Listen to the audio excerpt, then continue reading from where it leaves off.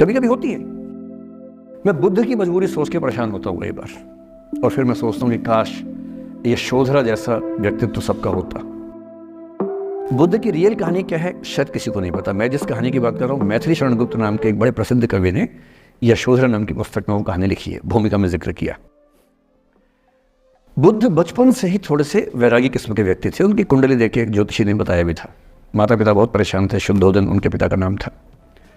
माता पिता ने बहुत कोशिश की कि इस बच्चे का मन विरक्त ना हो। अच्छा महल बनवाया, सारी सुविधाएं दी। जैसे ही बुद्ध थोड़े से किशोरावस्था में आए, उस समय की दुनिया की सबसे खूबसूरत महिला से, लड़की से, यशोधरा से उसकी शादी करवा दी। यशोधरा के पिता ने काफ़ी एग्जाम लिए बुद्ध जी के, वो सारे एग्जाम में पास हुए तब जाकर शादी हुई, ऐसे नहीं हुई, शादी हुई। तो बुद्ध भी ठीक था, रमे रहे उस जीवन में। बेटा हुआ उनका राहुल। अब बुद्ध की विरक्ति का भाव बढ़ता जा रहा था।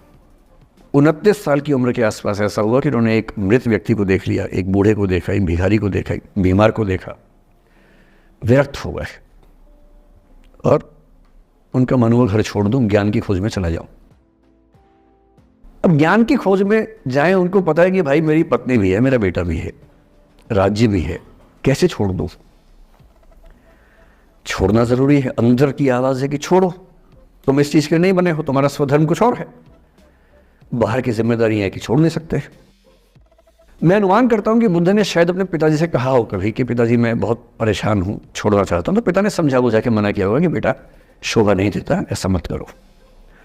हो सकता है पत्नी से भी बात की हो, पत्नी ने भी कहा हो कि ये क्या बात हुई, हम सबका जीवन तुम पे टिका है, बच्चा अभी बिस्तर से भी नहीं उतरा है, अभी तो चलना भी नहीं शुरू किया है, तुम ऐसी बात कर रहे हो। इसका जिक्र नहीं मिलता इतिहास में कि ये बात हुई कि नहीं हुई। और एक दिन बुद्ध ने तय किया और वो आधी रात को पत्नी और बेटे को सोता हुआ छोड़ के चले गए। इसको बौद्ध परंपरा में महाभिनिष्क्रमण कहते हैं, बुद्ध का अपने घर से निकल जाना। अब बुद्ध चले गए, लेकिन मैथिली शरण गुप्त यशोधरा के पर्सपेक्टिव से बुद्ध को देख रहे हैं। यशोधरा बहुत परेशान है, भाई पति चला गया है, बच्चे का पिता चला गया, मजाक थोड़ना है। राजा परेशान है कि उनका उत्तराधिकारी चला गया है। यशोधरा इतनी परेशान है, बहुत लंबे समय तक छंद आते रहते हैं कि वो कितनी बेचैन है, कितनी परेशान है। लेकिन यशोधरा की सबसे बड़ी परेशानी इस बात से नहीं कि बुद्ध चले गए, इस बात से है कि बिना बताए चले गए, भरोसा नहीं किया। और वो अपनी सहेली से कहती है, सिद्धि हेतु स्वामी गए, यह गौरव की बात। मुझे गर्व है कि मेरा पति इतने महान काम के लिए गया है। सिद्धि हेतु स्वामी गए, यह गौरव की बात, पर चोरी चोरी गए, यही बड़ा व्याघात। सखी वो मुझसे कहकर जाते, कह तो क्या वो मुझको अपनी पथ बाधा ही पाते, क्या मैं रास्ता रोकती उनका? उसके मन में ये मलाल है कि बिना बताए चले गए।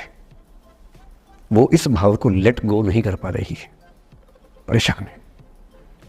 फिर बुद्ध को ज्ञान मिला 6 साल की तपस्या के बाद, बोधगया में बोधि वृक्ष के नीचे ज्ञान मिला।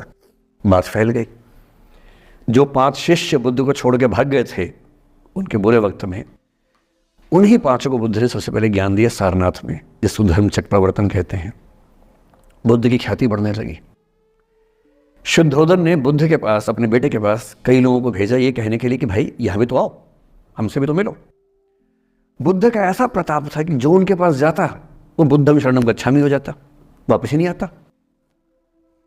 तो फिर शुद्धोदन ने बुद्ध के बचपन के एक दोस्त को ये कह के भेजा, भैया मैं जानता हूं तुम वापस नहीं आओगे, पर प्रभावित होने से पहले बोल देना कि पापा याद कर रहे थे। तो वो गया, उससे वायदा निभाया, हो तो गया, बुद्ध के संग में दीक्षित हो गया, पर वायदा निभा दिया। तो बुद्ध ने कहा जरूर जाऊंगा, पिताजी की आज्ञा है तो जाऊंगा ही जाऊंगा। बुद्ध पहुंचे अपने कपिल वस्तु, जो अपना इलाका था, वहां पहुंचे। पूरे कपिल वस्तु में, नेपाल सिद्धार्थ नगर से नेपाल जाएंगे तो नेपाल बॉर्डर पे कपिल वस्तु है। मैं देखने गया था वो जगह जहां बुद्ध पैदा हुए थे, बड़ा सुंदर स्थान है, आप भी जाके देखेंगे अभी। तो बुद्ध पहुंचे रात को, एक धर्मशाला में रुके।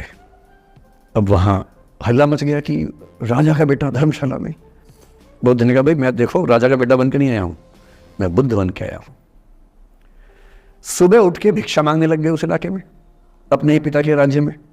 पिता ने सिर पीट लिया कि भाई क्या कर रहे हैं। फिर बुद्ध ने सूचना भिजवाई कि मैं बुद्ध हूँ, बेटा हूँ संयोग से, ठीक है, मैं आ रहा हूँ मिलने के लिए, पर मैं बुद्ध होके आया हूँ, मेरी चर्या है, नियम है, मैं भिक्षा से ही जीवन जीता हूँ अपना। ठीक है, पिताजी ने कहा चल कोई बात नहीं। फिर बुद्ध गए पिता से मिलने, पिता से मिले, सबसे मिले, भरी सभा में, लेकिन यशोधरा नहीं आई मिलने के लिए, लेट गो नहीं कर पा रहे थे। उसके मन में दर्द था, छुप के क्यों गया, बता के जाता। बुद्ध ने पूछा पिता से कि यशोधरा कहाँ है, तो बोले कि वो कह रही है कि अगर बुद्ध मिलना चाहेंगे तो खुद ही मिलने आएंगे मुझसे, मैं क्यों जाऊंगी भाई, आत्मसम्मान भी तो कोई चीज़ है, मैं क्यों मिलने जाऊंगी। तो बुद्ध मिलने गए। सोचिए कमरे में यशोधरा बैठी है, राहुल साथ में। अब राहुल थोड़ा सा बड़ा हो गया है, 6-7 साल का है। बुद्ध गए हैं। अब आपके मन में आ रहा है कि बुद्ध वहाँ जाके बोलेंगे सॉरी मैंने गलत किया, I hurt you, I really feel sorry.